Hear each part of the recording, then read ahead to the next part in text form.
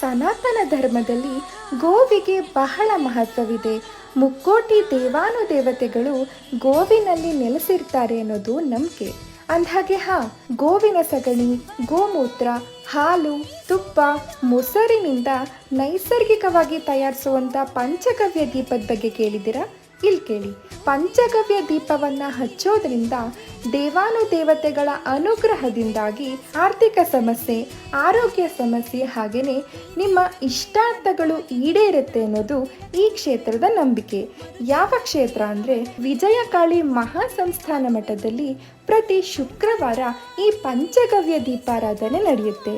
ಇಲ್ಲಿ ನೀವೇ ಸ್ವತಃ ವಿಜಯಕಾಳಿ ಅಮ್ಮನವರಿಗೆ ಪಂಚಗವ್ಯ ದೀಪವನ್ನು ಹಚ್ಬೋದು. ಹಾಗಿದ್ರೆ ಮರಿದೇ ಈ ದೇವಸ್ಥಾನವನ್ನು ವಿಸಿಟ್ ಮಾಡಿ.